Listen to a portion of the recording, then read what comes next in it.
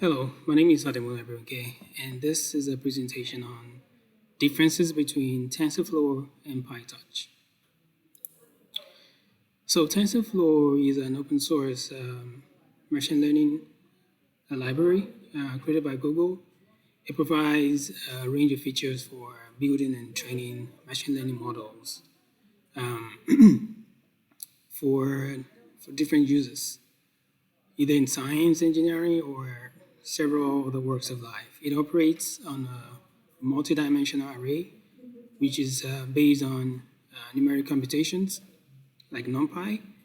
It supports automatic differentiations.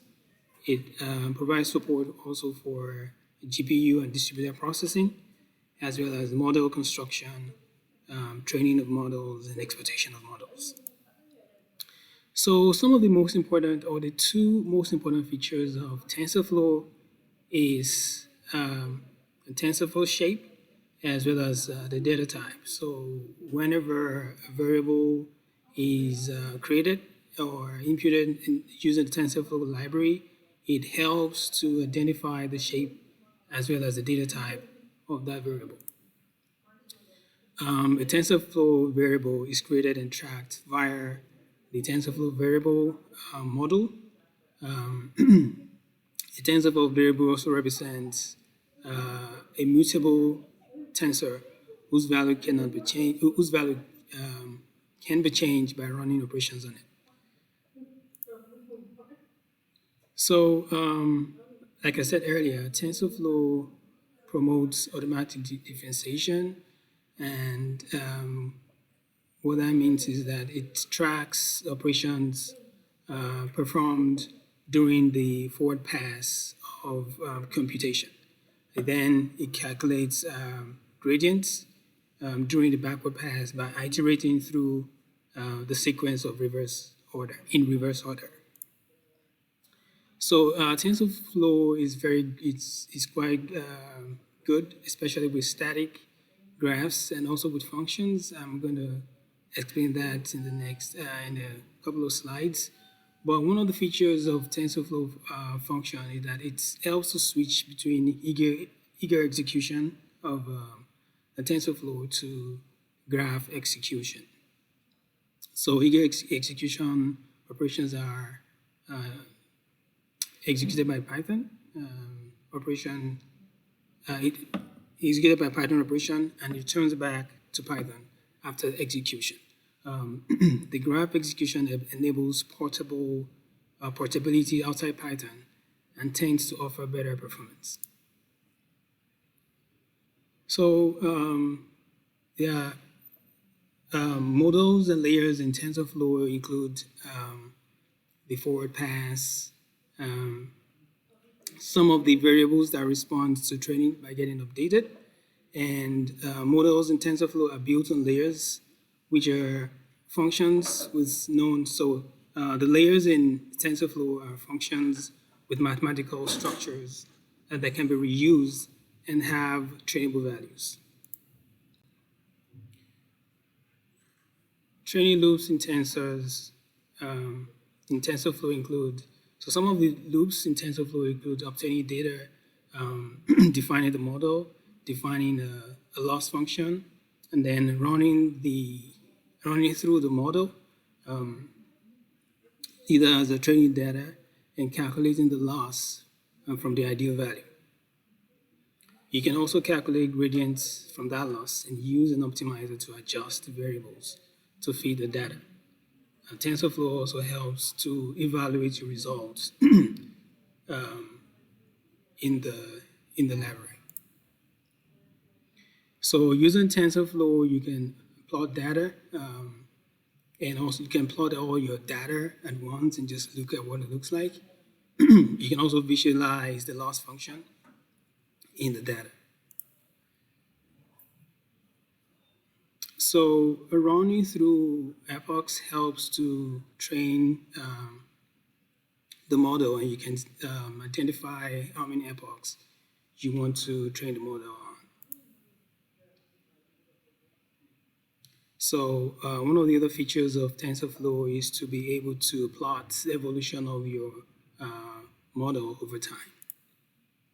You can then visualize how the model has been trained and examine the accuracy as well as the loss in the model. So I'm jumping to PyTorch right now. PyTorch is also a deep learning framework or library that is available as an open source software with a reputation for flexibility and user friendliness. It is developed by Meta Corporation, and it is based on the Python programming language. So similar to TensorFlow, data can be worked with in PyTorch by just downloading the data or using some of the models similar to what is used in the Python language. So creating models with PyTorch is in different stages. Start with defining the model. You then get to optimize the model parameters. You train the model, you test the model, you save the model, you load the model, and you make predictions with the model. You can examine, similar to TensorFlow, you can actually examine your model accuracy in different epochs. In this case, I ran 5 epochs and make the model run accuracy at each epoch, starting from epoch 1 all the way to epoch 5. PyTorch helps to make predictions, and then you can examine the accuracy of the prediction at the end of the evaluation. So to examine the difference between TensorFlow and PyTorch, one of the main differences between TensorFlow and PyTorch is that TensorFlow uses static graph, which means that one can define an entire computation graph upfront and then execute it. But for PyTorch, you can only it only uses dynamic graph, which means that you can define and modify the computation graph on the fly. So it uses dynamic graph while TensorFlow uses static graph. TensorFlow is not considered as flexible because of its use of static graph, while PyTorch is considered more flexible and also more intuitive due to its use of dynamic graph. The syntax in TensorFlow is not is not considered Pythonic because it has its own created syntax, while PyTorch is considered more Pythonic and also considered more user-friendly due to its use of dynamic graph. TensorFlow seems to have more support in terms of pre-trained models, tutorials, and resources, which is good for the TensorFlow ecosystem, while there's less pre-trained models and tutorials as well as resources for PyTorch. Because of that, it is not considered as robust in terms of support as TensorFlow. So these 4 differences are the major differences that I have observed so far while going through, while studying or trying to learn about TensorFlow and PyTorch. My references for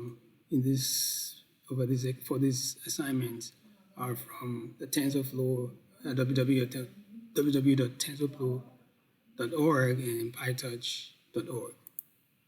Thank you.